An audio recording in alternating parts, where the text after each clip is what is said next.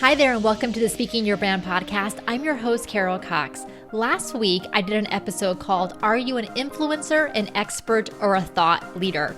Influencers say to their audiences, be like me. Those are the Kim Kardashians in the celebrity realm, or like the Marie Forleos and the Amy Porterfields in the business and marketing realm. Experts say to their audiences, learn from me. Those are academics, professors, and really us as entrepreneurs, as service providers, we're experts in what we do. Thought leaders say to their audiences, imagine with me. So I talked about in that episode that if you're like many of the women we work with, you're an expert in what you do. Clients value the work that you do for them, and you're really good at it. And you provide useful presentations and trainings for your audiences. And yet, you know there's a bigger impact that you want to make, a bigger message that you want to share. So you like to position yourself as a thought leader, but perhaps you're not sure what exactly that means or how to do it. So I talked about that in last week's episode, and we're going to dive deeper in today's episode. And by the way, I hear from people, especially women, and I see this in articles online and in other podcasts and videos and on social media, that a lot of people don't like the term thought leader or don't want to call themselves thought leader. And that is totally fine. You can use whatever term you like. You can use no term at all. You don't have to put it on your website that you're a thought leader or put it on your LinkedIn profile. The reason I use the term thought leader and thought leadership is because of my long background in marketing. I know it's best to use the terms that people are familiar with and what they search on. Hence, I use the words thought leadership, speaking, signature talk, and so on. So you can definitely decide whatever term you feel applies to you. The other thing that I see a lot online is that people are not sure if they can decide that they want to be a thought leader or if other people decide for you. So other people call you a thought leader, but you can't call it yourself, or you can't decide to be a thought leader. And I believe 100% that you can definitely decide to be a thought leader through the message and the content that you share and the content that you create. So that's why we're really diving into this idea of thought leadership in these podcast episodes. So in this episode, I'm going to share 3 types of thought leadership models. And a lot of times we see someone who we would categorize as a thought leader and think that we can't do what they do.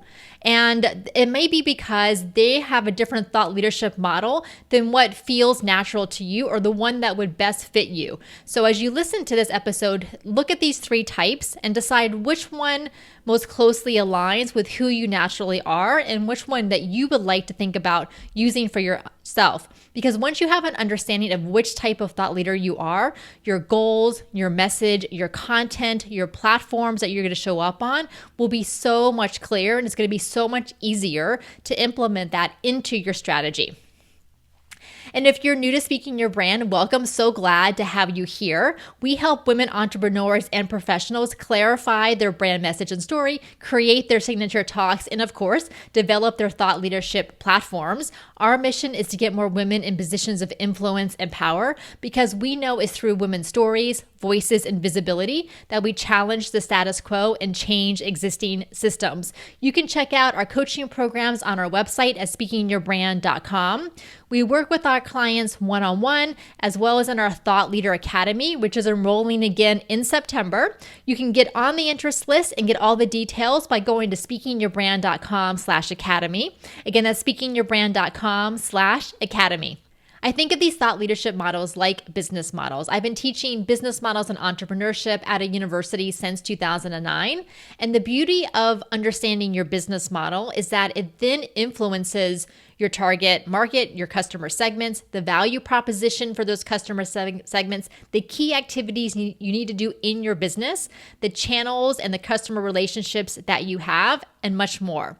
And so likewise, understanding your thought leadership model will also influence where you show up. So what platforms, what channels you show up on, what kind of content to create, and how you are just showing up as yourself. So let's take a look now at these 3 thought leadership models. The first thought leadership model is personality driven. So the symbol for this is a spotlight. So think of a spotlight. When your thought leadership model is personality driven, the spotlight is on that particular person. All eyes are on them. If we think of people like Gary Vaynerchuk, Tony Robbins, again, Marie Forleo, Amy Porterfield. Now, I mentioned in last week's episode that I would put them in the influencer category. Some people maybe would consider them thought leaders in their space. And if that is so, then I would definitely put them in the personality-driven thought leadership model. But if you think about this type of thought leadership model being personality driven, they ask their audiences, who do you want to be? So it's very similar to influencers in the sense that it's like the be like them. It's aspirational. It's about the individual. And again, that spotlight is on them. So the focus is on that particular thought leader's personality, the work that they do, their lifestyle, the words that they use. And so examples in definitely the thought leadership space for sure would be an entrepreneur like Rachel Rodgers. She recently came out with her book called We Should All Be Millionaires. Her company and her podcast are called Hello 7. And in her podcast and definitely on her social media and in her email content, it's really focused around her. So her work, her lifestyle, her words, and what she is doing. Now, there is nothing wrong with a personality-driven thought leadership model. None of these are better or worse than the other. There's no judgment here. It's really about what is your natural style? Where do you feel best showing up? And for Rachel Rodgers, she has that charisma. She has that personality. She has that energy that she inspires other people through the work that she does, through her lifestyle, and through the messages that she shares. And so what it looks like with these personality-driven thought leaders, it is very similar to influencers. They tend to have larger audiences, and they also tend to have mass market products. Rachel Rodgers is a great example of this. Prior to kind of mid-2020, her business model was very much focused on high-end. So she had high-end masterminds and coaching programs that she would run that would cost maybe $25,000 a year to participate in. And then when the pandemic happened and then the Black Lives Matter protest resurgence after George Floyd's murder at the end of May, she and her company opened up what they call the club. We Should All Be Millionaires, the club, which is more of a mass market product. I think it's $250 or $300 per month. So definitely much less expensive than the previous business model that she had. So she is definitely going after this larger audience. And the message from personality-driven thought leaders is very aspirational. It's future-focused. Again, it's this question, who do you want to be? And it's about individual change. So the content that they create is podcast, video.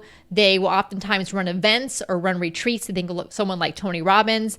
They offer practical exercises, so like a skill transfer, so they're helping you do something specific within your business or within your life. They also talk a lot about mindset, so mindset shifts and what's limiting beliefs that are maybe keeping you back.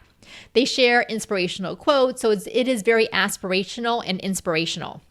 And again, think of this symbol of the spotlight. All eyes are focused on them. So the other people who are involved in their company, in their organization, tend to be support staff because they tend to be the one face and voice of the brand and of their business.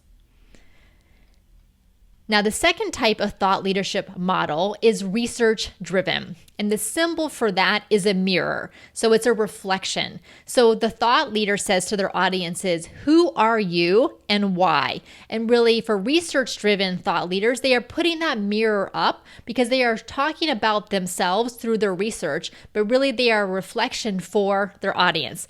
And the people that I think of who are research driven thought leaders are Brené Brown, Simon Sinek, also Tara McMullen of the What Works podcast. She also has a community called What Works. I was on her podcast back in 2019, and she was on the Speaking Your Brand podcast also in 2019. And she has really found her voice around her thought leadership message, especially in the past year. And it is very research driven. She's taken all of the things that she has seen, the clients and entrepreneurs that she works with and that are in her network, and has started really thinking about the big picture of what it means to run a business and really helping people to question their assumptions. So the focus of research-driven thought leaders is around their research, their ideas, and how their own journey and experiences have influenced their ideas and perspectives. And so in last week's episode, I talked about experts. So experts have ideas, but they're very much related to the research they do and to their area of expertise. What differentiates experts from thought leaders is that thought leaders put themselves into their ideas, into their research. They share their own journey, their own stories with their audiences. And so what it looks like for the research-driven thought leaders is that they tend to have more niche audiences that are perhaps business-minded or academic. And so they are really helping their audiences understand themselves better. They look at the past and the present, and they're really focused on both individual and organizational change. So if we think back to that personality-driven thought leadership model, the first one is that it's very future-focused, is very aspirational, and it's really focused on the individual. Research-driven thought leaders look at the past and the present. So who are you? How did you get to where you are today as a person, and why? And then they're looking at the present. So how do you show up today? And they also help both individuals and organizations. If you think of Brené Brown and Simon Sinek, they help a lot of companies navigate the changes that are going on. Of course, it's at the individual level, but it's very much they do training and events for organizations as well. So the kind of content that research-driven thought leaders create are books, trainings, frameworks. They help individuals or organizations apply their learnings. Most of them have podcasts. They maybe create video content and TED Talks and things like that. So who else is involved with them is that unlike personality-driven thought leaders, which the spotlight is pretty much solely on them, with research-driven thought leaders, they train others based on their framework, based on their research and their ideas. So it's not just about them. They very much have training as part of their business model, as part of their thought leadership model. Now, of course, Brené Brown and Simon Sinek and Tara McMullen are still the face and the voice of their brand, of their business, but it's not just about them. They also train others in what they do.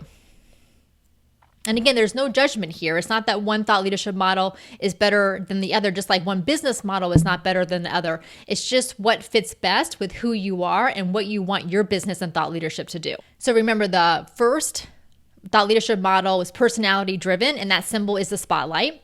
The second thought leadership model is research driven, and that symbol is the mirror. So holding that mirror up for individuals and organizations. Now, the third thought leadership model is mission driven, and this symbol is a magnifying glass. So mission-driven thought leaders help people look deeper to kind of magnify and see something that they maybe haven't noticed before. They really have a bigger vision for society and for social change, and they ask their audiences, who can we become? So it's not about the individual, it's about the collective. It's about a large group of people, a community, and really an entire society. And if we think of examples, the ones that come to mind for me are the three women who started the Black Lives Matter movement, Elisa Garza, Patrisse Cullors, and Opal Tometi. Think of Greta Thunberg and the climate change movement that she's done. She is a thought leader for sure, but she's very much a mission-driven thought leader. Martin Luther King Jr., of course, was a mission-driven thought leader back in the 1960s civil rights movement. Barack Obama, when he ran for president, especially the first time in 2007, 2008, he was very much a mission-driven thought leader. So for mission-driven thought leaders, they are the primary person as the spokesperson for their thought leadership message and oftentimes for the movement or the organization that they are fronting. But they also provide a platform for others to be visible to. So they know that their thought leadership message is bigger than just themselves, and they want it to be bigger than just themselves. It may start small, but it's going to build over time. And so the content that they create are events, social media, like getting things to kind of catch on fire, getting movements to catch on fire via social media is really important to them. They also use traditional media, going on TV, having articles and publications. They also do initiatives and projects. This is one of the things that we encourage the clients in our Thought Leader Academy to do, is to think of a thought leadership initiative or project that they can start to get people behind their message. So with mission-driven thought leaders, the other people who are involved in what they're doing are many people. They actually want many people to become involved because the cause is bigger than one person, and they want to encourage others to spread the mission. So with mission-driven thought leaders, the symbol is the magnifying glass to look deeper and to ask of their audience, who can we become? So it's very much about societal change in both the present and the future. So as I was thinking about these different thought leadership models, I would definitely put myself and what I've done with Speaking Your Brand into the mission-driven category, because our mission is to amplify and champion diverse women's voices. And we do that when we work with our clients one-on-one. We do that with the clients in our Thought Leader Academy. We also do it here on the podcast. We do it with our Brave, Bold, Beyond live virtual summits that we held last October and this past April. That was really our thought leadership project. And because I have a background in politics and I have kind of just this background in being an advocate, being a mission-driven thought leader fits me really well. And that may be the case for you as well. And so, but there is a downside to the mission-driven thought leadership model from a business perspective. As a mission-driven thought leader, it's easy to hide behind the mission and to shine the spotlight on others. And the problem with that from a business perspective is that most of the time people do business with the brand, with the voice and the face of the brand. So people do business with me. And of course, we have other speaking coaches here at Speaking Your Brand. We have Diane Diaz, our lead speaking coach, who's been with us for over 3 years. And we have other coaches who have come through our programs and then have been trained by me. So they understand our philosophy, our methodology, and our framework.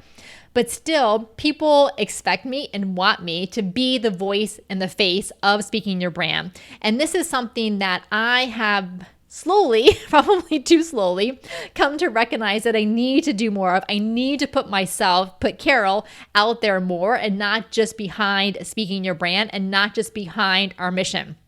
And so, a couple of things come to mind when I think about this. So when we did the Brave, Bold, Beyond live virtual summits, I absolutely loved the way that we created that summit. I mean, I had the idea and then I put together the structure. We had 10 women speakers deliver 10-minute TED-style talks talking about their personal story, their personal journey, and their big idea. And we helped them craft, all 10 of them helped them craft their talks with our volunteer coaches. So it was incredible. The content was incredible. The audience engagement was incredible. I absolutely loved it.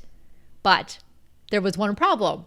I didn't show up as much during those day-long summits as I should have as the founder, as the CEO, as the head of Speaking Your Brand. I was more than willing to give that spotlight to the other women, but I recognize now that I really needed I needed to show up more within those summits, within those events. And so that's just something that I'm thinking about and working on.